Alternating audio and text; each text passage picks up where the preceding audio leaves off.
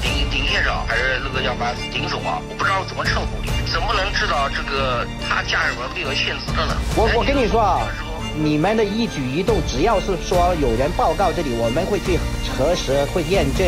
你除了讲法律之外，你还除了讲自己工作，还要起码还有一个人性良知啊！一个女孩子20几岁，你把她关在精神病医院，天哪，这么好的！还分房子啊，不可思议啊，对吧？天哪，我们被迫害的那个惨，那么打那么惨，你来到这里，人家政府人还这么干，可以得到这么多福利，那你说我有什么理由不为那个苦难的中国，为苦难的人民做一点事情？我不愿意把希望寄托给下一代，在我这一代我就要做这些事情。如果把希望寄托给下一代，是我这一代人的无能的表现。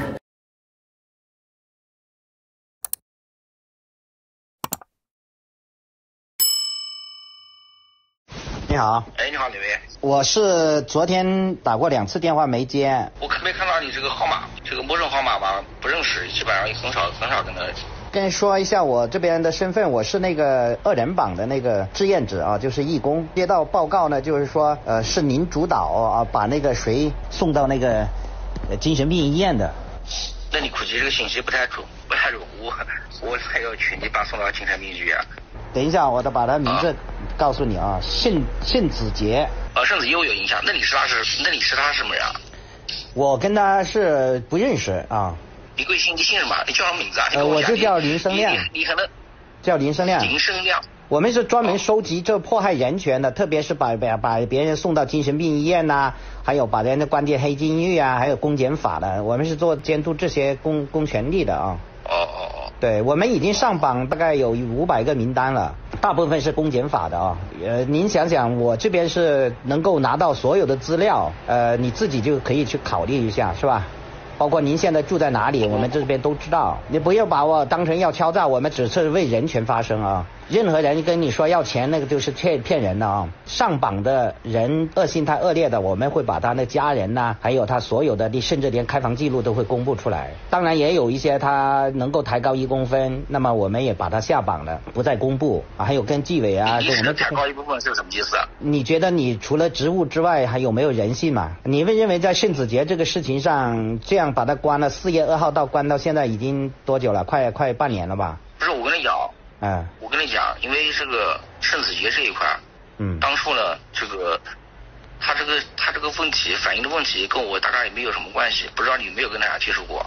后来他这个到医院接受治疗也有正规的这个途径，并不是哪个人有什么权利能把哪个关系啊，他都是有正规的治疗途径的。通过法律的角度，你要送到人家去精神病医院，必须要家属签字的。你们没有签字，你现在强迫他那唯一的监护人去签字的好，那是事后的，这本身就程序上已经违法了。不是，林县长还是那个叫什么林总啊，我不知道怎么称呼你。我姓林，双木林。我要想一点对。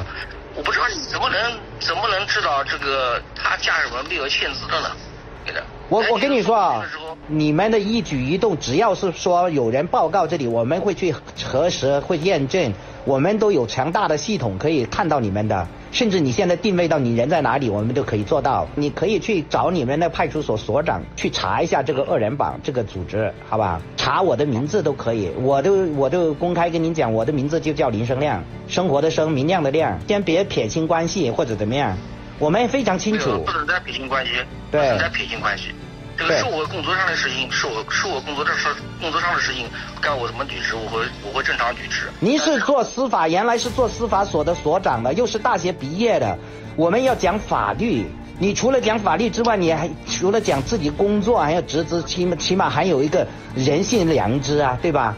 一个女孩子20几岁，你把她关在那里，关在精神病医院。林总，你是阿早，你刚刚跟我讲完之后了，讲的这些东西的，我大致也了解了。这个我也不做任何过多的这个解释。这个任何工作我都是按照程序去履行的，是我做的事情，我也是按照法律的规定去办的。不是我做的事情，你也不用给我扣帽子，也不用拿什么这个榜啊那个榜的来吓唬我。没事，我不是吓唬你的，这个不是吓唬你的。你要不要我现在念给你听听？你住址啊，找的派出所单独跟他聊，你去问他就知道，报上我的名字就可以了，好吧？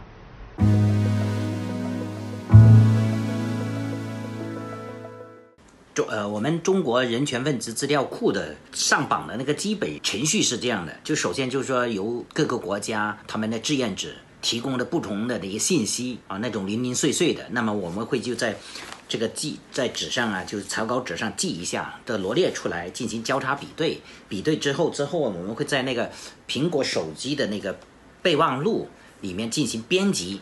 当所有的核实完毕了之后，那么从备忘录里那里呢转到那个电脑上，转到这里就有文件夹，文件夹之后呢就把这里面包括一些图片啊等等，那么我就会发布在那个官网上，再从官网那里有一个生成的一个链接，我们就会在推特啊、Instagram 啊、Facebook 啊，还有其他的各种，还有电报啊等等，就进行发布，里面会带一条官网的链接，还有图片。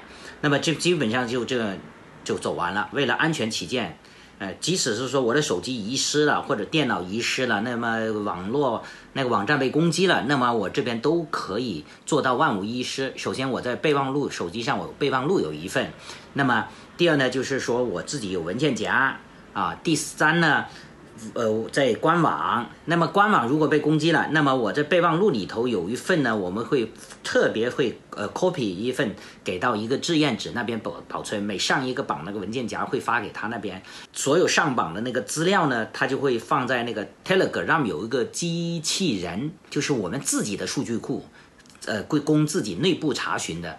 那么这样的话就做的几个备份。A 备份、B 备份、C 备份，各种备份在那里，这样的话就确保万无一失。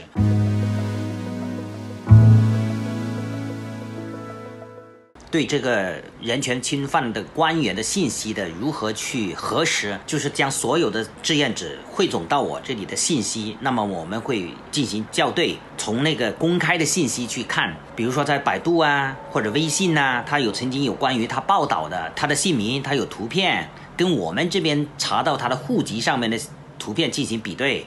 那么还有就是说公开的信息上面有提到他哪一年出生，在哪一年大学毕业，这个基本上就可以锁定他的大概他的年龄，跟我们这边掌握的户籍信息上面的身份证号码以及他的出生年月，那么这样去进行比对。那么如果确定了他的 ID 号码的准确性之后呢，那么我们呢就会找到他的手机号码，在那个支付宝、微信上是否有绑定，如果有绑定，在那个微信或支付宝上去进行再一次的去确认他的姓名、身份。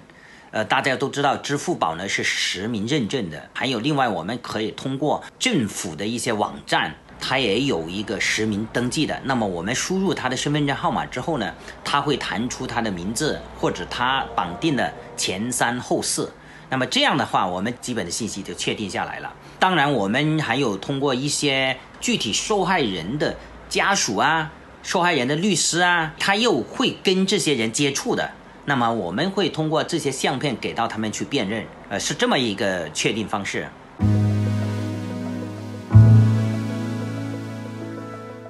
因为我们全部都是自愿的，那么我们也没有经费，也没有去给他们一些补助，那么纯自愿的，广泛的分布在整个世界，每个国家都有。就以现在目前为止是差不多500个，那500个每一个上榜的基本上都有1到2个志愿者，保守一点乘以2大约有1000个，当然里面还有一些重复的啊，就是纯粹自愿，他也没有强迫性，他提供一条信息就是我们的志愿者，他帮我们转发也是志愿者，广泛的就在网络上啊或者现实当中啊，比如说他是受害人、受害人家属、知情者、人权捍卫者、律师，还有体制内的这些等等都是志愿者，非常踊跃。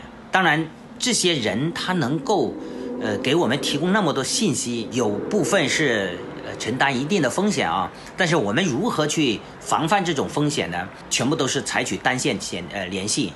比如说这个志愿只是给我提供信息，那么他只跟我一个人联系，我不会把别人的其他的志愿者跟他掺和在一起。还有呢，就是我们有一个核心稳定的一个志愿者，这个群体呢大概就是10几20个人，就是一直在这个做事的，我们就建立了一个工作群，这些人全部都是海外的啊，而且是在安全的国家，进群呢不能够去加另外其他人啊，我们纯粹里面就讨论这些关于这个中国人权分子资料库里面工作上面的一些事情，比如说哪些人要下榜，我们去进行投票，有些要讨论的，或者是说营救那个乔欣欣，寻找那个彭丽发。作为核心的一些工作群的人，告诉他我们有这个任务，由他们呢去寻找一些志愿者，再去单独去联系，这样的话就相对来安全嘛。包括那个彭丽发1周年的事件，我们也非常成功的找到了他们家属，还有就是乔欣欣的，我们获取到了最新的一些消息，后来媒体上再进行一个报道，就完完整整的就是说要单线联系，那么单线联系就可以避免一些不必要的一些麻烦。而且我们那个工作群呢，我们不定期的会，比如说有一个人他一段时间没有出现了，那么我们就会把这个群解散重新建一个群，这样就避免一些交叉。那么最起码他只能掌握当时的一些事情。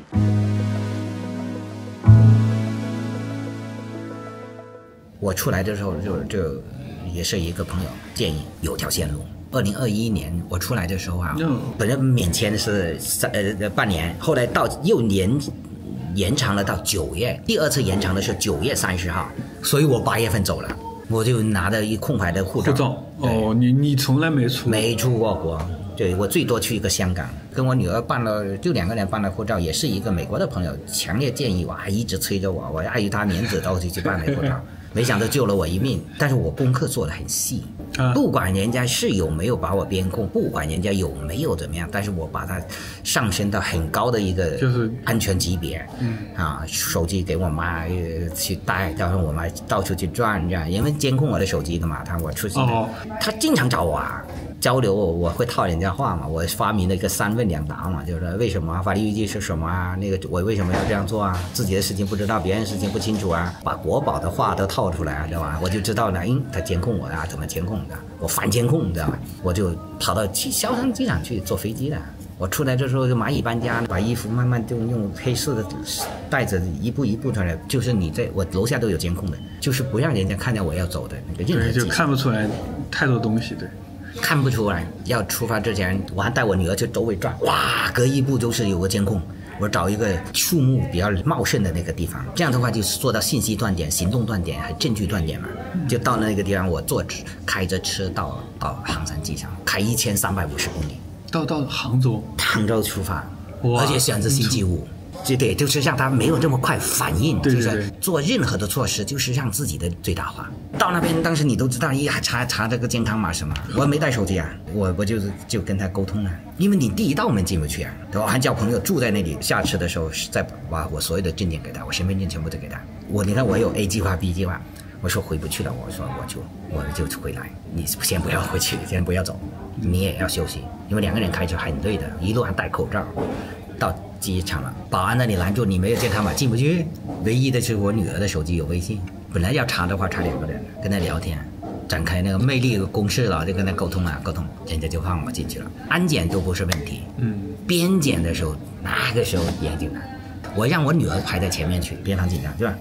看，哎，你一个人吗？他就减低那种警惕性和职业习惯，引起同情心啊或者同理心啊。哎，他跟他说我爸。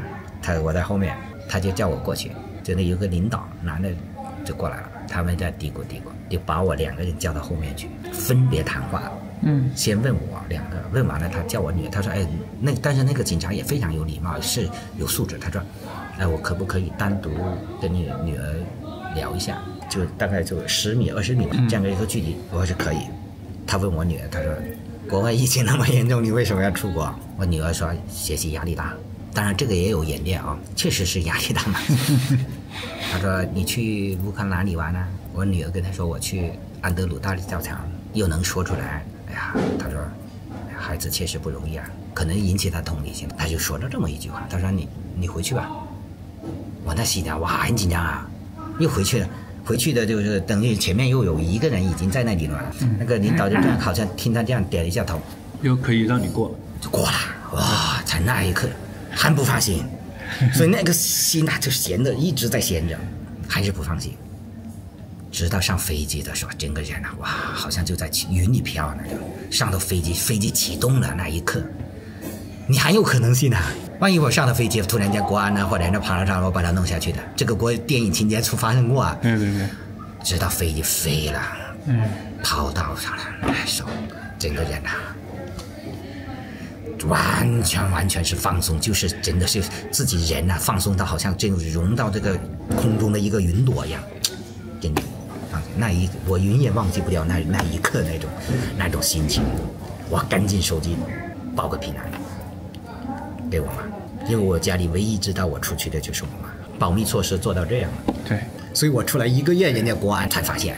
当然他那个1个月呢，他因为刚好可能工作没有来，没有找我，再加上监控你手机没有离开这个地方。所以我也1个多月之后，他慢慢就开始就也发生啊，或者怎么样，慢慢他才知道我这。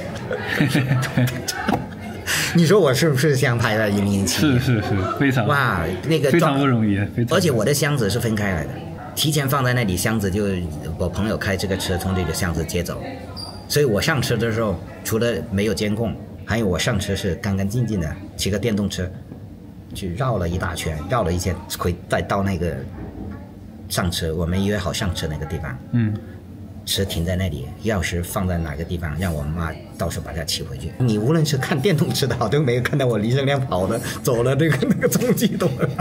再加上我出门也没有行李箱啊，然后妈就以为那垃圾从那里走了。而且我所有的每日扔一粒沙子，还是照样投诉跟着，还是干这个活啊。在前期呢，真正要走之前。就是他大概10多天准备的时间，10多天你还要打电话给乌克兰，驻广州总领馆，所有每一个部门，安检呢，海关要填健康码嘛，但是，机场的那个边检，航司，每一个我都打电话。我虽然是第一次出国，但是我功课做得非常充足，每一个细节我都反反复复问，我甚至还把那个泽连斯基的那个给免签的总体令拿出来，打印好。我万一在荷兰不给你跳街，我真的去了乌克兰，那我也拿出这文件，那不得不让我入境啊！像是去乌克兰去旅游的，包括行程单啊、酒店住宿的那个。所以说我有 A 计划、B 计划、C 计划。C 计划就真的你就不给你跳机，你又去乌克兰玩，完了你最多再回来，就是这样的，对不对？就是抱着这种想法，我出来之前。美国的那个大使馆的人曾经来深圳见过我，因为当时我是任何人，包括我自己认为我都是被边控的。他有给你建议说可以去美国是吧？他跟我说了，我也想去美国，因为我当时就啥都不知道。你看我的护照都不办的人，都在海外什么都不知道。其实美国会关注国内的一些这种人权人士的，对。他来看我的时候就跟我说，如果给人道主义签证给你，你不一定能登记，因为给你这个签证，人家就本身就那个反而对你不利。他说你到第三国可能会找一个 NGO。国务院的经常跟他合作的，当然就是傅习秋那个，他也提到他了嘛，提到那个对华援助协会了嘛。大概3个月，就是说我们会动用国务院，还有国土安全部，还有个移民局几个部门，是吧？那么你到了第三国呢，就是住宿他们都是他们安排的，是吧？就我们就讨论这个问题，呢，我当时真的是想去美国啊。后来我到了荷兰了之后。我跟他也联系了，当时我到了这里，因为我也不懂啊，我不知道这个安不安全啊，是吧？我也跟他讲，他都有跟那个荷兰的那个内政部打声招呼，但是这里有的打了招呼，他不会说给你特殊照顾，不可能这样，人人在法律面前都是平等的。因为我一来这里大概7天啊，在那民营的时候，他就给你谈话了。如果你要来美国，你跟他提，大使馆的人也已经联系了美国驻荷兰的那个官员。你要去美国，你跟他们在提，他就会走那个程序让你到美国。后来我为什么放弃去美国了？这个有故事了。人家知道林生亮来荷兰嘛，很多人就去联系，我就跟荷兰的几个人聊了。哇，他说天哪，这么好的，这里连孩子什么还分房子啊！哇，还有这，你那时候你真正脑洞大开啊！不可思议啊，对吧？还有这么这个事，天哪！我们被迫害的那个惨，那么打那么惨，从来没有得到一句好话，是吧？你来到这里，人家政府人还这么干，还可以得到这么多福利。我不是说17年，我有个美国的一个朋友，在他的催促下，我还办护照了。我就问他，跟他联系，我说荷兰这样的待遇好，说是福利好，他说啊，哇，他说听你这么讲的，我都想来你那里了。你千万不要来美国了。原来他不是一直叫我们要美国吗？他可能也不知道欧洲这么好的。他说哈天你不要来了，你知道吗？他说你带这个孩子，你到了美国，你可能头1年2年很苦的。他说你一到这里，你首先你出行要买车，像你这啥都没有，你连机票都是借钱的。对，还有你要接送孩子，还要租房。他说你根本上你做任何事情做不了。反观我这里呢，你看在难民营，吃的什么东西把我管住了，医疗什么都管，是吧？住房帮你管，你即使在难民营什么都有连孩子如果卫生巾他都发，指甲钳什么都发毛巾什么都发。如果我是一个人的话，我可能会去美国。他说如果你一个人你到美国没问题，对吧？你刷盘子怎么样？但是你带一个孩子，你要照顾孩子啊。对，这么一说，不跟人家讲我要去美国了嘛，就这么留下来的。所以说这个故事有点搞笑。这个时候你刚才前面回答你们前面的问题，你说当时为什么不去美国，会留在这里啊？这个欧美的区别区别很大的，区别真的很大。对。你看我在这里，你看我们可以在聊天。对。我可以做很多事。对。因为我主要是不是说我是要为生活的。我是为自己的理想的。对。为信念的。那你有这个，你就可以全心做这个事，而且我做这个事并没有任何耻辱感，人家给这些福利给你，你做这个人家去到哪里，那个移民协会那个更有民权机构的那政府官员听到你讲的这个故事，他都是充满着敬意的，你更加有那种成就感，没有任何羞耻感，这种能得到人家肯定，人家就还给钱给你，那你说我有什么理由不为那个苦难的中国，为苦难的人做一点事情？我只会问我自己，为这个国家，为那个国家做的少，当然我也为这个国家亏欠这个国家，我也会让我的孩子也永远记住，为救我们的命的，对我们有恩于我们的这个国家做一些事情，所以非常乐意非常快乐。哪能让我们活成那个共产党那个想象的那种样子啊？不能这样。我每天活在感动当中，所以我写日记，我每页写不完我的感动。你和你女儿是多久拿到这边的这个难民身份的？我是刚好8个月。8个月。我是2021年8月份到荷兰嘛，8月28，昨天的那个就3周年。对。22年的4月份，本来就是他半年的，我是超了2个月。他规定是半年要处理完。对，因为那太多嘛。当然现在更多。我是4月25号面谈，就是移民局第2次谈话。就是那一次就是要决定了。因为我媒体报道太多了嘛，就自由亚洲官网上面输入林生亮的一个名字之后，他不下面就直接打一个标题下来了，就1页那个标题上面关于我的跳出来那个新闻报道的，就是这么一个打出来。他就这么跟我说的：4月27是国王节，是放假，你4月28就有结果了。我这边的报告还有另外一个同事负责审理。当我把这个话告诉律师的时候，律师跟我说你没问题了。所以我28号律师就发一个信给我恭喜你。当然在前面在之前呢，移民协会的人呢跟我说他们看到我的这些故事，你怎么挺过来的？对，有些人很难想象。他说你怎么挺过来啊？他说要是我的话，我宁愿选择死，我都不愿意这样活。他说，我说我不愿意把希望寄托给下一代，在我这一代我就要做这些事情。如果把希望寄托给下一代是我这一代人的无能的表现，他听了很感动，对，很感动。他说你在这么弄下，他说你没有疯掉，因为很多报告当中都会体现到你在这种强大的你会精神情况就会你会崩溃，或者说你会死掉，就是自杀或者。我说首先我是看到比我更勇敢的人都在坚持，就说我提到高志胜律师，对吧？他作为一个基督徒如何去坚守自己的真理，还有就是我想到我自己的孩子，我不能死掉，我也不会垮。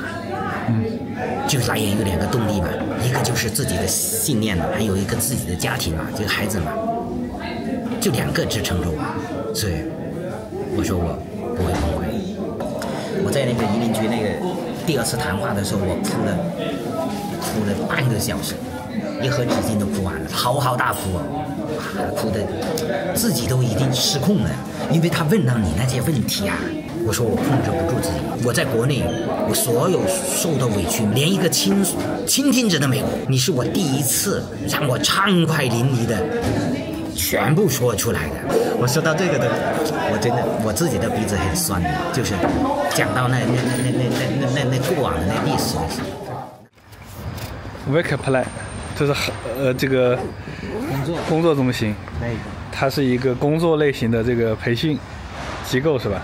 对，政府的应该是。对，政府的，免费提供培训。里面你看很多荷兰人嘛，对，还有一些新移民呢。包括你看一下，有华裔的，有那个亚裔的，对，还有来自那个阿拉伯的，对，还有穆斯林有几个女士，对，他们这荷兰，你到一辈子你要学习，政府都有渠道跟免费的给你提供，你只要想学习都可以。比如我现在说想学习，他就可以安排你去学习，你的电工啊，什么学校啊，还有理发呀那些都可以啊。没事干，所以他就这一件事。说这个不要跟他都去说了，不要去算。是今年刚交的是吧？不是，几年了，大概4、5年。吃饭了，对，吃饭。随便嘛，动。来。你喜欢吃什么？饭在这边。OK， 是吧？好，随便。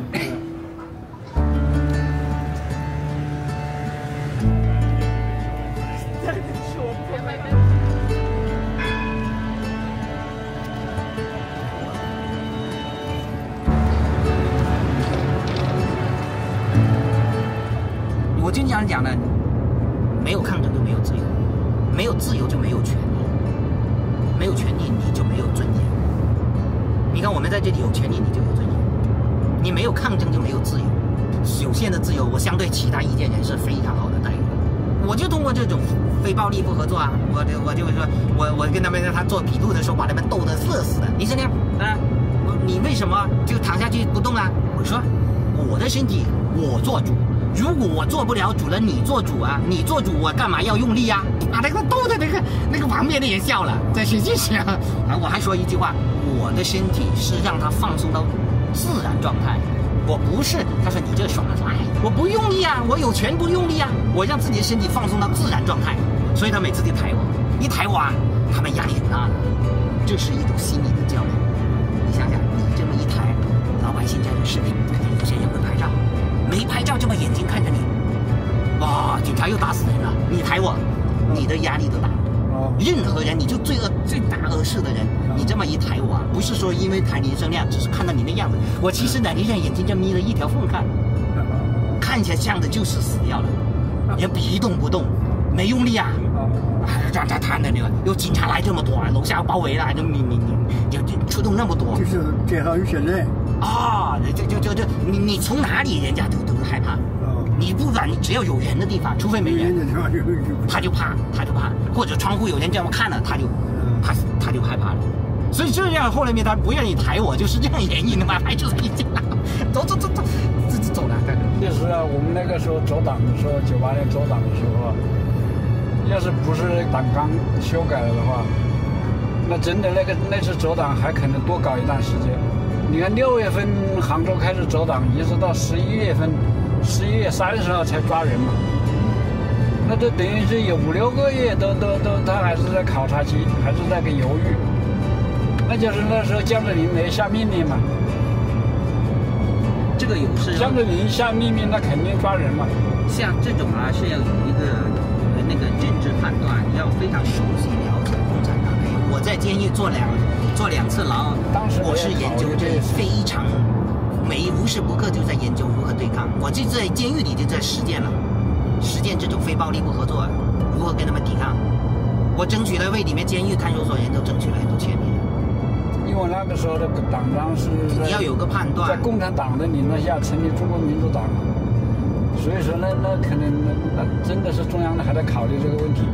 有时候就是要见好就收，因为你这个你不能一步到位实现的，真实的那个真相到只能等解体了，倒闭了才能知道的最终是什么样的。我们只是说有各种可能性，这是肯定的，他肯定是在犹豫，这是肯定的。张老师，好，下次再见。好，没，好，谢谢，好，下次再见。好嘞，可以吗？3、2、1，可以。行，好，谢谢，辛苦了啊！来，没有，感谢你的分享一天啊！好，感谢你的分享。好，希望能够给大家带来启发，克服对，我们才有意义，人生短暂，做有意义的事。是，好吧，好，感谢，在这边也多注意，好，有机会来，好，洛杉矶，好，要我帮忙给我电话。好，感谢，谁骚扰你家人照顾好。OK。